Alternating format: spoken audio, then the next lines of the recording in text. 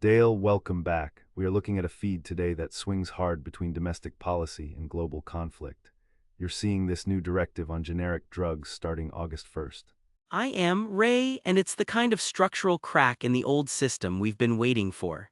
He explicitly says effective August 1st, all generic drugs brought into the United States will continue to have a tariff of some number percent for a 2-year period. Okay, so some number percent now, but then he ramps it up. Let me make sure I'm tracking this. After that initial window, the tariff goes to 100%.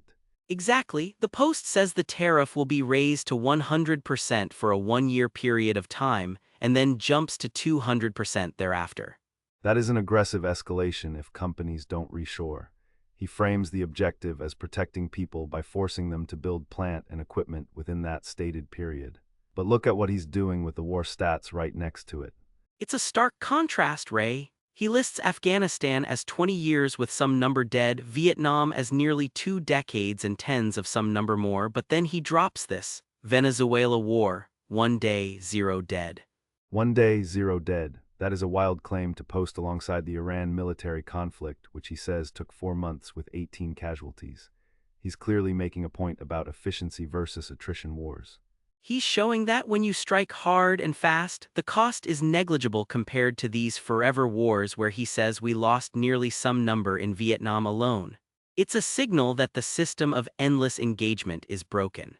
And then you have this image he posted about Lebanon, directing airlines to fly there after meeting with President Aoun. That feels like a pivot from conflict back to commerce almost instantly.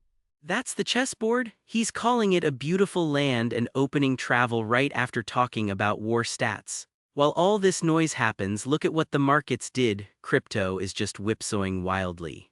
The volatility is undeniable. Bitcoin and Ethereum moved constantly throughout the day while he was posting these tariff deadlines and war comparisons.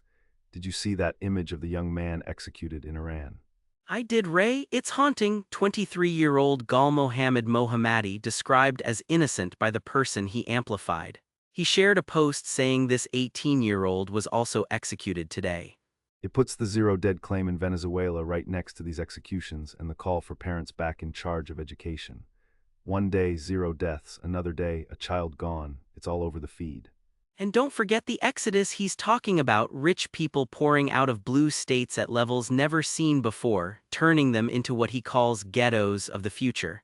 It's a mass rejection of the old guard. So we have tariffs rising to 200%, 0-day wars, and people fleeing states, while Bitcoin just chops around trying to make sense of it all.